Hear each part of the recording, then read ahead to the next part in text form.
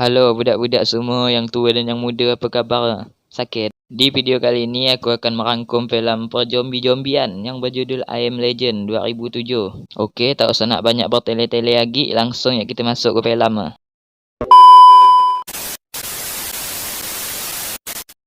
Di awal filem kita diperlihatkan sebuah berita dari TV yang sedang mewawancarai seorang dokter bernama Dr. Alice Crippen, yang mengatakan bahwa ia telah berhasil membuat obat untuk menyembuhkan penyakit kanker yang dibuat dari virus campak yang telah diprogram ulang melalui rekayasa genetik untuk bekerja sama dengan tubuh dan bukan malah menyerangnya, yang sudah diuji cobakan kepada 10.000 lebih manusia dan semuanya terbukti berhasil. Namun setelah beberapa lama, virus tersebut malah menjadi jahat dan menginfeksi seluruh manusia di bumi melalui kontak fisik dan udara. Singkat cerita, sampailah ke 3 tahun kemudian diperlihatkanlah sebuah kota mati yang hanya ditempati oleh satu orang bernama Letnan Kolonel Dr. Robert Nepil. Udah Letnan Kolonel Doktor lagi, kurang apa gitu. Dan anjing kesayangannya yang bernama Sam. Matinya kota-kota tersebut bisa dilihat dari gedung-gedung yang terbengkalai. Dan bahkan binatang-binatang bebas berlarian di jalanan kota.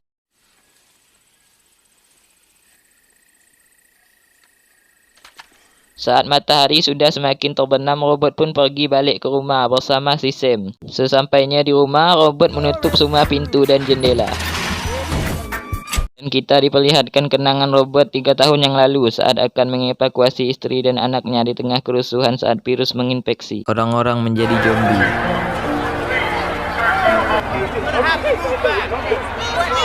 Virus ini disebut virus Crippen. Sebenarnya bukan zombie, tapi di filem ni disebut Darkseeker. Perbedaannya, zombie itu kan mayat hidup yang jadi pemakan daging. Kalau Darkseeker ni belum mati, malah masih punya detak jantung dan pikiran. Yang berubah hanya fisik, jadi pemakan daging yang agresif dan terbakar saat terkena sinar matahari secara langsung. Lanjut ke istri dan anak si Robert, di mana pesawat yang mengevakuasi mereka tertabrak pesawat lainnya. Keesokan harinya, Robert melakukan aktivitas seperti biasa, seperti olahraga dan melihat penelitian vaksin antivirusnya yang diuji cobakan ke beberapa tikus yang terinfeksi, dan ditemukanlah satu tikus yang mulai membaik. Setelah itu, Robert pun pergi keluar bersama si Sam untuk mencari beberapa barang, peralatan dan makanan.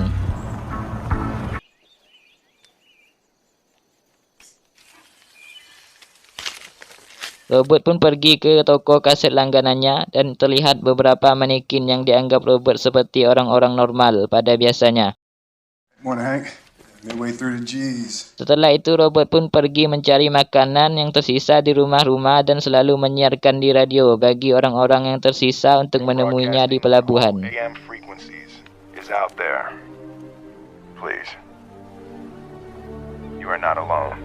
Hal ini pun dilakukan Robert setiap hari, namun tidak ada satu orang pun yang didapatkan.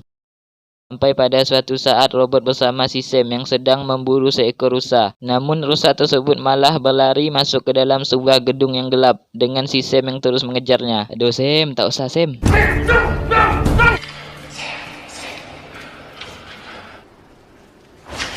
Dengan badan yang bergemetaran, Robert pun terus masuk ke dalam gedung. Dan tiba-tiba, di dalam suatu ruangan terlihatlah rombongan Darkseeker yang berdiam diri.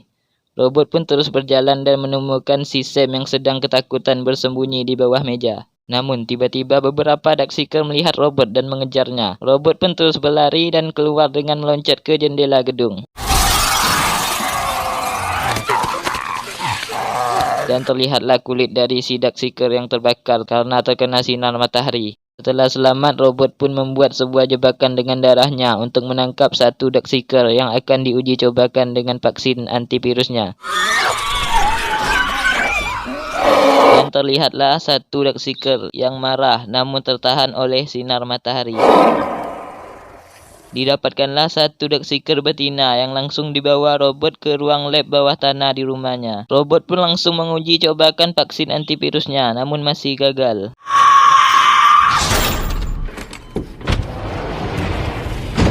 Sampai pada suatu hari, Robert menemukan salah satu boneka manekinnya yang berpindah tempat.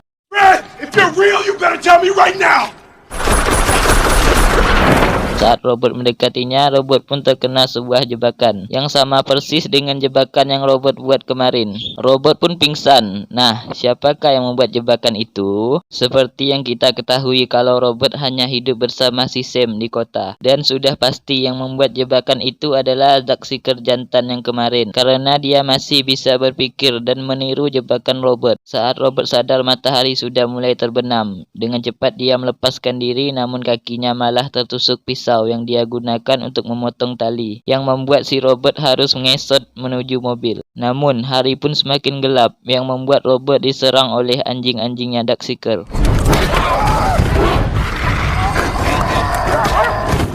Tapi si Sam berkali-kali melindungi robot sehingga membuatnya tergigit dan tertular virus. Dengan perasaan bimbang, robot dengan cepat membawa Sam ke lab dan menyuntikkan antivirusnya. Namun takdir berkata lain. Si Sam pun sudah tak tertolong lagi.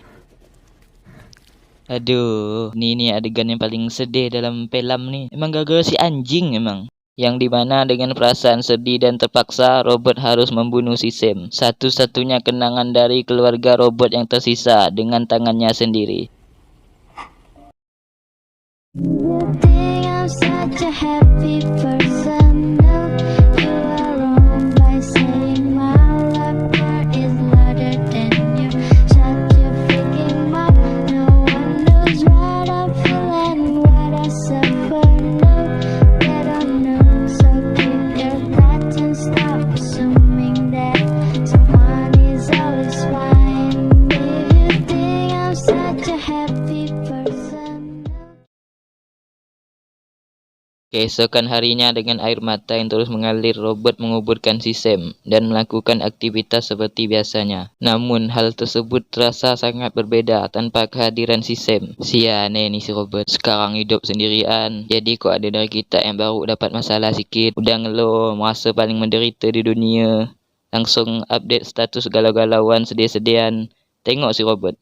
Hidup sendiri, tidur-tidur sendiri, makan-makan sendiri, cuci baju sendiri, berak pun sendiri.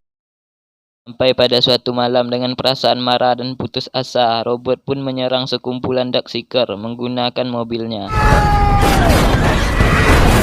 Namun Darkseeker tersebut terlalu banyak dan membuat mobil robot terbalik. Saat Darkseeker akan menengam, atau bahasa Indonesia itu menggigit si robot, tiba-tiba datanglah seorang wanita dan anaknya yang menolong si robot. Mereka bernama Anna dan Ethan. Sesampainya di rumah robot, Anna pun mengatakan bahwa mereka mendengar panggilan robot di radio dan berencana mengajak robot pergi ke zona aman, pengungsian orang-orang yang selamat di Vermont. Robot pun dengan emosi menyatakan bahwa tidak ada yang selamat dan menolak ajakan Anna.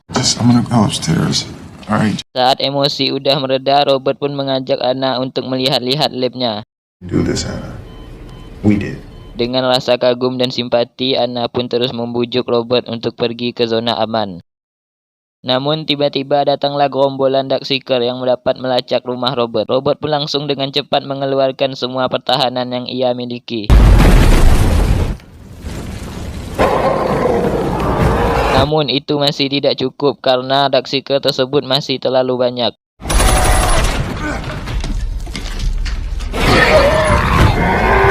Pada akhirnya sampailah robot, Anna dan Ethan ke ruang lab bawah tanah dan menemukan vaksin antivirus yang diuji cobakannya berhasil bekerja pada tubuh Darkseeker perempuan.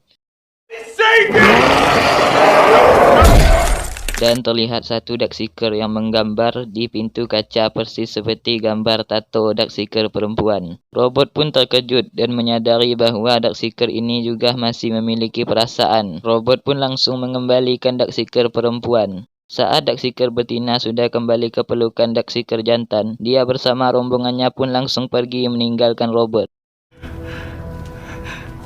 Keesokan harinya robot pun menerima ajakan Anna pergi ke zona aman dan film pun tamat.